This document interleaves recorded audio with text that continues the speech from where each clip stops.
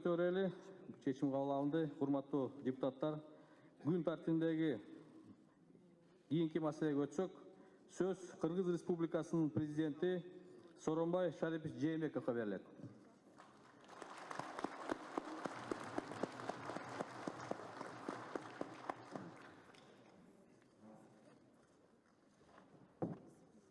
Урматтуу мекендештерим, урматтуу депутаттар, мына президентке шайланганыма кечээ 3 жыл болду.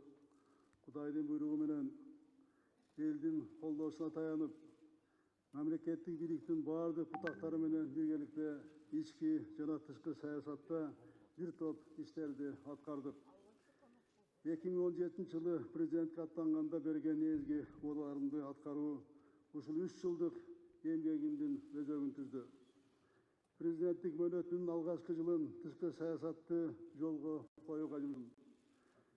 Бул көзгө көрүнбөгөн, бирок көп убакытты жана күч аракет талап кылган түшүктүү иш болду. Тышкы саясатты улуттук кызыкчылыктарыбызга толук жооп бергилей жүргүздүк. Мамилебиз согундап калган мамлекеттер менен өнөктөштүгүбүздү бекемдедик. Өлкөнү санааттештирүү, калкты тазасы менен камсыздоо, жаңы жерлерди өздөштүрүү, калкты турак жай менен камсыз кылуу — бул менин президенттик ишимдин негизги багыттары болду. Ички миграцияны токтотуу максатында аймактарды өнүктүрүү саясатына өзгөчө басым жасадым. Бюджеттик жана өлкөнүн финанс институттарынын каражатын эретке буралдык. Өлкөбүздүн экспорттук потенциалын көтөрүү максатында аймактардагы ишкерлер өзгөчө кайра иштетүү тармагы сезилерлик каржылык колдоо алышты. Соттук укуктук реформасын ордунан жылдырдык. Коррупция каршы күрөш жүрдү. Көп жылдар бою талашка түшүп келген коопсуз шаар долбоорун ордунан жылдырдык. Патрулдук милиция өлкө борборунун ишти баштап Ош шаарында даярдалууда.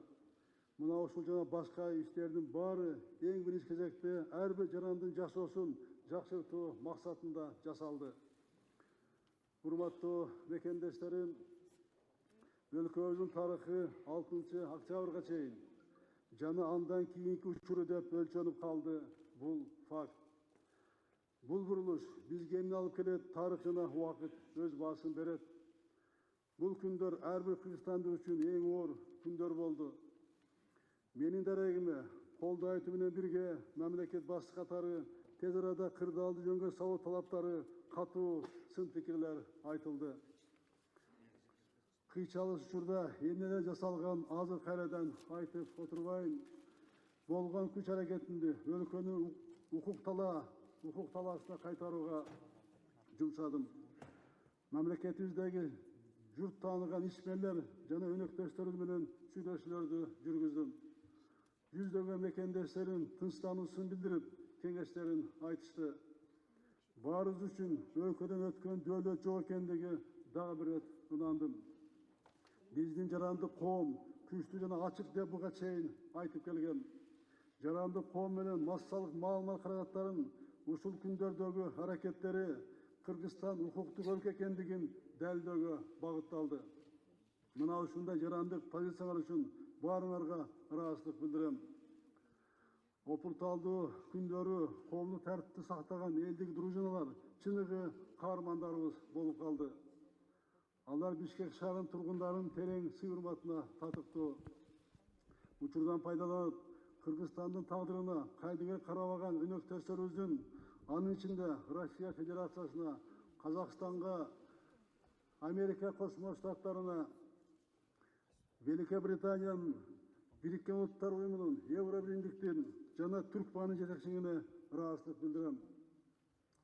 Урматтуу мекендештерим, мамлекет башына эң кыйын учур келгенде жоопкерчиликти таштап кетип калууга акысы жок деген элдин үнүн угуп, бул күндөрү болгон аракетимди жумшадым. Мен үчүн өлкөбүздүн бүтүндүгү, элибиздин биримдиги, коомубуздун ынтымагы бардык кызмат ордунан бийик. Мен үчүн ар бир жараныбыздын ден соолугу, ар бир мекендешинин өмүрү баарынан кымбат. Өлкөбүздө тынчтыкты сактап калуу, элди бөлүп жарбоо максатында президенттик кызматтан кетүү чечимин кабыл алдым. Albatta, бұл чечим коомчулук тарабынан ар кандай кабыл алынууда. Бұл туура чечим же жок, бул тарых жана убакыт таразалайт. Кудай алдында, кадырлуу журтум алдында менин жүзүм жарык. Ушул кырак, ушул кызматка жеткенге чейинки топтогон тажрыйбамды мындан ары да элим үчүн колдон келишинче жумшайм. Албетте, бүтпөй калган иштер калды. Буга ичиң ачпай койбойт. Аткаруучудагы милдеттер көп эле. Ар бир президенттин чоң кыялы максаты болот экен. Менин амбициялуу максатым бул Кытай, Кыргызстан, Өзбекстан темир жолун куруу долбоору эле. Бул долбоор боюнча жогорку деңгээлдеги сүйлөшүүлөр болуп, саясий чечим кабыл алынган. Ушуга тиешелүү өлкө башчылары менен сүйлөшүп, бул ишти баштаганбыз. Эксперттер ишке киришип, маселе ордуна жылган.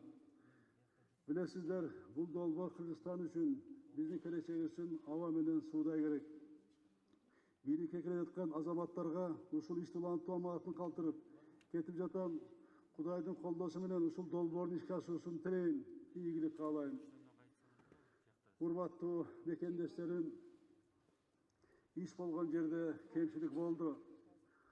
Ал үчүн кадырман элим сиздерден мен кечирим сурайм. Ар бир мекендешиме ден соолук жана бакыт таалай тилейм. Ар бир үйдө жакшылыктар көп болсун. 3 жылдык ишимде мага сеним көрсөтүп келген мекендештериме, чогуу иштешкен бардык бийлик бутактарына, мамлекеттик жана жергиликтүү органдарга, өзүмдүн аппаратыма, жарандык коомго жана медиа тармагына терең ыраазычылыгымды билдирем. Эки тизген бир жылдырды колго алып жаткан жаңы бийликтин ишине ийгиликтерди каалайм. Садым Ныгызович, өзгөчө сизге Кудайым күч-кубат берсин, ийгиликтер болсун. Баарыбыздын тагдырыбыз тең жалгыз Кудайдын колунда.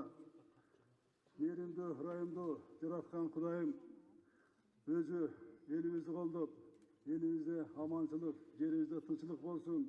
Аман болуңуздар, урматтуу мекендештерим.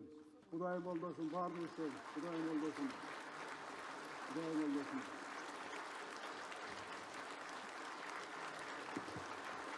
Рахмат. Буюрса, араңарда болом. Буюрса, Кудай кааласа. Рахмат.